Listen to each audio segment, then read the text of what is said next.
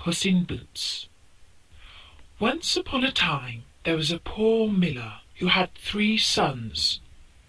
The years went by and the miller died, leaving nothing but his mill, his donkey, and a cat. The eldest son took the mill, the second-born son rode off on the donkey, and the youngest son inherited the cat. "Oh, well," said the youngest son, "I'll eat this cat and make some mittens out of its fur. Then I will have nothing left, and I shall die of hunger." The cat was listening to his master complain like this, but he pretended not to have heard anything. Instead, he put on his serious face and said, "Do not look so sad, master. Just give me a bag and a pair of boots, and I will show you that you did not receive such a poor inheritance in me." The cat's master had often seen him play a great many cunning tricks to catch rats and mice, as when he used to hang by the heels, or hide himself in the grain and pretend to be dead. Thinking this over, he thought that it wasn't impossible that the cat could help him after all.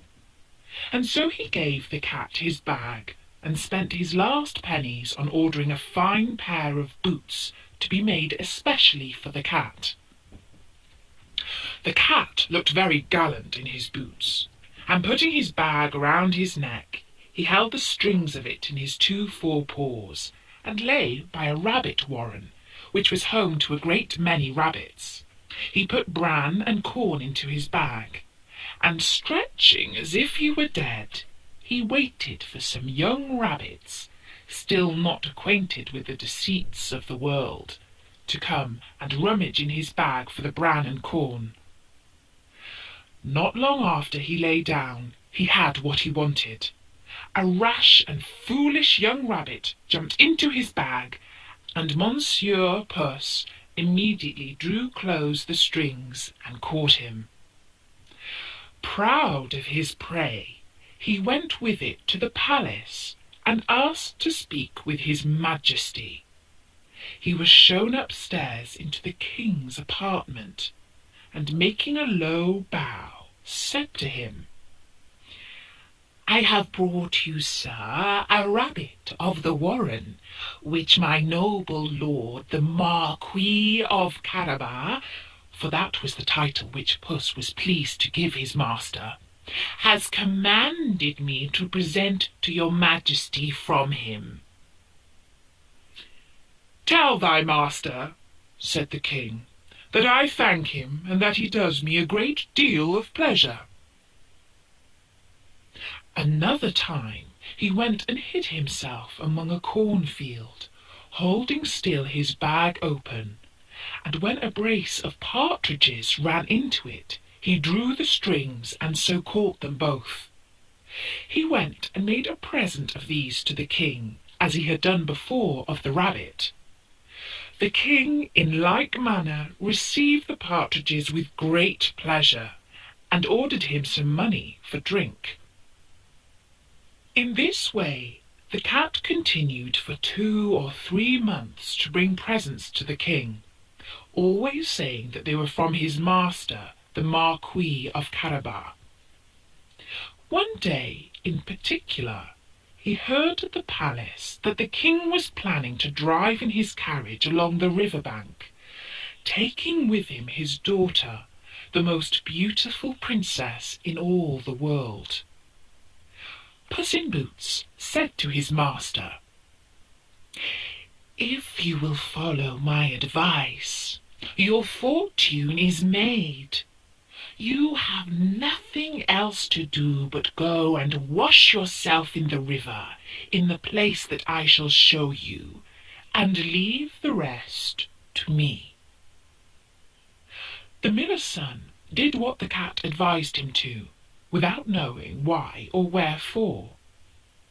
While he was washing, the king passed by, and the cat began to cry out, "Help! Help! My lord Marquis Marquis of Carabas is going to be drowned!" At this noise the king put his head out of the coach window, and finding it was the cat, who had so often brought him such good game, he commanded his guards to run immediately to the assistance of his lordship the Marquis of Carabas. While they were drawing the poor Marquis out of the river, the cat came up to the coach and told the king that while his master was washing, there came by some rogues who went off with his clothes, though he had cried out, "Thieves! Thieves!" several times as loud as he could. This cunning cat had actually hidden the clothes under a great stone. The king immediately commanded the officers of his wardrobe to run and fetch one of his best suits for the Lord Marquis of Carabas. The king was very pleased to meet the Marquis of Carabas, and the fine clothes he had given him suited him extremely well, for although poor, he was a handsome and well-built fellow. The king's daughter took a secret inclination to him, and the Marquis of Carabas had no sooner cast 2 or 3 respectful and somewhat tender glances, but she fell in love with him to distraction. The king invited him to sit in the coach and ride along with them, with the lifeguards in glittering uniform trotting alongside. The cat, quite overjoyed to see his project begin to succeed, marched on before, and meeting with some countrymen who were mowing a meadow, he said to them, "Good people, you who are mowing, if you do not tell the king that the meadow you mow belongs to my lord Marquis of Carabas, those soldiers will chop you up like herbs for the pot." The king did not fail asking the mowers to whom the meadow they were mowing belonged. "To my lord Marquis of Carabas," answered they all together, for the cat's threats had made them terribly afraid. "You see, sir," said the Marquis, "this is a meadow which never fails to yield a plentiful harvest every year." The master cat, who went still on before, met with some reapers, and said to them, "Good people, you who are reaping, if you do not tell the king that all this corn belongs to the Marquis of Carabas, you shall be chopped up like herbs for the pot."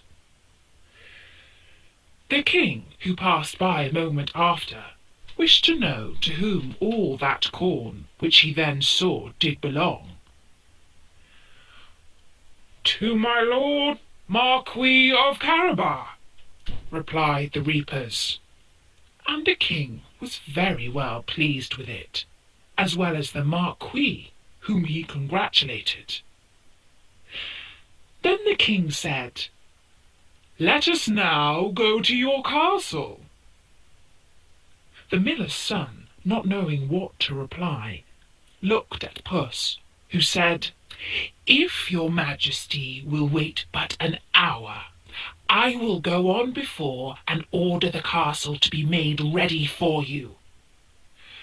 With that she jumped away and went to the castle of a great ogre and asked to see him, saying he could not pass so near his home without having the honour of paying his respects to him. The ogre received him as civilly as an ogre could, and made him sit down.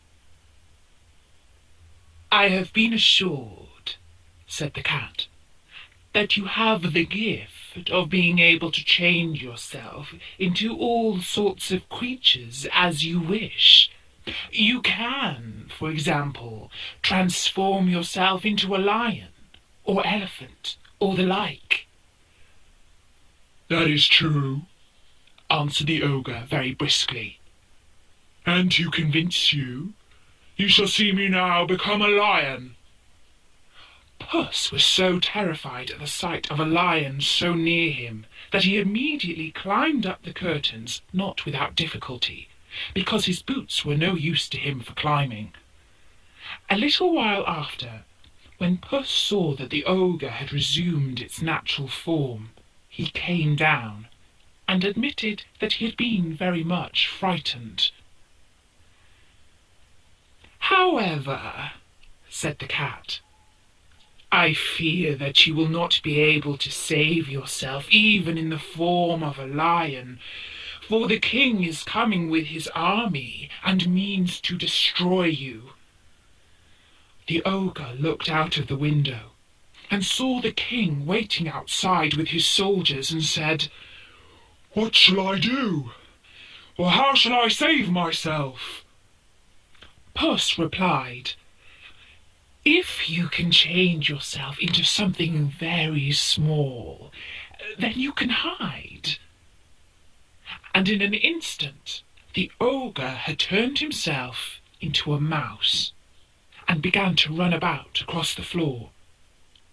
Puss no sooner saw this, but he fell upon him and ate him up. Puss, who heard the noise of his Majesty's coach running over the drawbridge, ran out and said to the king, "Your Majesty is welcome to this castle of my Lord Marquis of Carabas." "What, my Lord Marquis?" cried the king. "And does this castle also belong to you? There can be nothing finer than this court and all the stately buildings which surround it. Let us go in it, if you please." The Marquis gave his hand to the princess and followed the king, who went first. They passed into a spacious hall, where they found a magnificent rum punch, which the ogre had prepared for his friends, who were that very day to visit him. The friends, however, dared not to enter, knowing that the king was there. His Majesty was perfectly charmed with the good qualities of the Lord Marquis of Carabas, as was his daughter, who had fallen violently in love with him. And seeing the vast estate he possessed, he said to him, after having drunk 5 or 6 glasses, "If you do not, my Lord Marquis, become my son-in-law, it will be of your own choosing." The Marquis, making several low bows, accepted the honour which his Majesty conferred upon him, and forthwith, that very same day, married the princess. Puss became a great lord, and never ran after mice any more, except for pleasure.